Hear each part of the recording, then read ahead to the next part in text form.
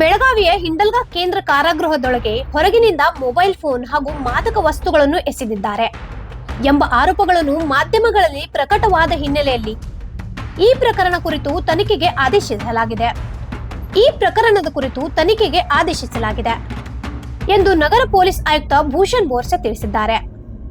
ಗುರುವಾರದಂದು ಬೆಳಗಾವಿಯಲ್ಲಿ ಸುದ್ದಿಗಾರರೊಂದಿಗೆ ಮಾತನಾಡಿದ ಅವರು, ಮಾಧ್ಯಮಗಳಲ್ಲಿ ಪ್ರಸಾರವಾದ ವಿಡಿಯೋ ದಿನಾಂಕ ಹಾಗೂ ಸಮಯವನ್ನು ಪರಿಶೀಲಿಸಲಾಗುತ್ತಿದೆ.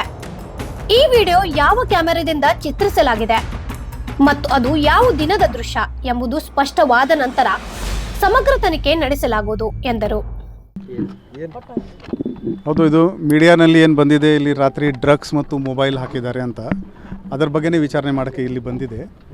ಆ ವಿಡಿಯೋ ಡೇಟ್ ಟೈಮ್ ಏನಿದೆ ಅದು ಇವರಿಗೆ ನಮ್ಮ ಇಂಡಸ್ಟ್ರಿಯಲ್ ಸೆಕ್ಯೂರಿಟಿ ಫೋರ್ಸ್ ಔಟರ್ ವೆರಿಫೈದು ವಿಡಿಯೋ ಮೇಂಟೈನ್ ಮಾಡ್ತಾಯಿದ್ರೆ ಅಲ್ಲಿ ನಾವು ಚೆಕ್ ಮಾಡ್ತಾಯಿದ್ದೀವಿ.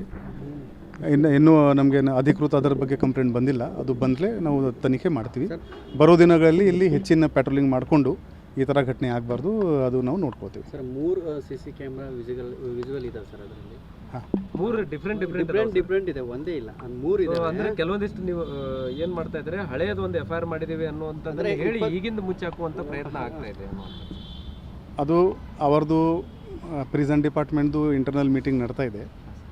ಆ ಕ್ಯಾಮೆರಾ ಯಾವುದು, ಡೇಟ್ ಯಾವುದು, ಟೈಮ್ ಯಾವುದು, ಅದು ಫಸ್ಟ್ ಅದು ಎಸ್ಟಾಬ್ಲಿಷ್ ಆಗಲಿ. ನಿನ್ನೆ ಇತ್ತು ಅಥವಾ ಮುಂಚೆ ಇತ್ತು ಅದು ಎಸ್ಟಾಬ್ಲಿಷ್ ಆಗಲಿ, ಆಮೇಲೆ ಅವರು ಅದರ ಬಗ್ಗೆ ಹೇಳ್ತಾರೆ.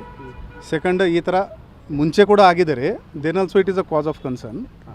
ನಾವಿಲ್ಲಿ ಆಲ್ರೆಡಿ ಇಂಡಸ್ಟ್ರಿಯಲ್ ಸೆಕ್ಯೂರಿಟಿ ಫೋರ್ಸ್ದು ಸೆಕ್ಯೂರಿಟಿ ಇದೆ. ನಮ್ಮದು ರೂರಲ್ ಲಿಮಿಟ್ದು ಪ್ಯಾಟ್ರೋಲಿಂಗ್ ವಗೇರೆ ಏನಿದೆ ಅಲ್ಲಿ ನಾವು ಹೆಚ್ಚಿನ ಮಾಡ್ತೀವಿ. ನಿನ್ನೆ 4 ಮೊಬೈಲ್ ಏನೋ ಸಿಕ್ಕಿದಾವೆ ಅನ್ನೋ ಅದು FIR ಆಲ್ರೆಡಿ ಆಗೋಗಿದೆ. ಸಿಕ್ಕಿದಾವ ಸರ್ 4 ಮೊಬೈಲ್ ಒಳಗಡೆ ಜೈಲಲ್ಲಿ ಏನಾದ್ರು? ಇದು ಘಟನೆ ಬಗ್ಗೆ ಇಲ್ಲ, ಅದು ಹಳೆ ಕೇಸ್. ಅದೇ ಒಟ್ಟಿನಲ್ಲಿ 4 ಮೊಬೈಲ್ ಸಿಕ್ಕಿದಾವೆ ಅನ್ನೋಂಥದ್ದು. ಅದು ಅವರಿಂದ ನನಗೆ ಆಫೀಷಿಯಲಿ ಬರಬೇಕು. ಸರ್, ಈಗ ಒಂದು ಔಟರ್ ಪೆರಿಫೆರಿ ಸೆಕ್ಯೂರಿಟಿ ಫೇಲ್ಯೂರ್ ಕಾಣ್ತಾ ಇದೆ. ಯಾಕಂದ್ರೆ ಡಿಫರೆಂಟ್ ಲೊಕೇಶನ್ಸ್ ಬಂದು ಹೋಗೋದ ನಂತರ KSISF managing the outer periphery security ಅವ್ರ ಫೇಲ್ಯೂರ್ ಇದರಲ್ಲಿ ಪ್ರೈಮ್ ಆಫೀಸಿಗೆ ಕಾಣ್ತಾ ಇದೆ. ಅದು ನಾನು ಕಮೆಂಟ್ ಮಾಡಲ್ಲ. ಬಟ್ ನಮ್ಮ ರೂರಲ್ ವ್ಯಾಪ್ತಿನಲ್ಲಿ ಇದು ಹಿಂಡಲ್ಗಾ ಜೈಲ್ ಬರುತ್ತೆ.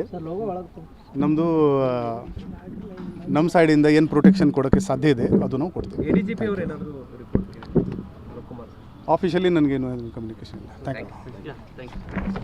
ಜೈಲಿನ ಭದ್ರತಾ ಮೇಲ್ವಿಚಾರಣೆಯನ್ನು KIFS ಸಿಬ್ಬಂದಿ ವಹಿಸಿಕೊಂಡಿದ್ದು, ವಿಡಿಯೋ ಪರಿಶೀಲನೆ ನಂತರ ಸತ್ಯಾಸತ್ತನೆ ಬಹಿರಂಗವಾಗಲಿದೆ ಎಂದು ಆಯುಕ್ತರು ತಿಳಿಸಿದರು. ಇಂಥ ಘಟನೆಗಳು ಮುಂದೆ ನಡೆಯದಂತೆ ಕಟ್ಟುನಿಟ್ಟಿನ ಕ್ರಮ ಕೈಗೊಳ್ಳಲಾಗುವುದು ಎಂದು ಎಚ್ಚರಿಕೆ ನೀಡಿದರು. ಇನ್ನು ಜೈಲು ಸುತ್ತಮುತ್ತಲಿನ ಭದ್ರತೆಯನ್ನು ಮತ್ತಷ್ಟು ಬಿಗಿಗೊಳಿಸಲಾಗುತ್ತಿದ್ದು, ಈ ಸಂಬಂಧ ಗ್ರಾಮೀಣ ಠಾಣೆ ಪೊಲೀಸರು ಹಾಗೂ KIFS ಸಿಬ್ಬಂದಿಯ ಗಸ್ತು ಹೆಚ್ಚಿಸಲಾಗುತ್ತಿದೆ.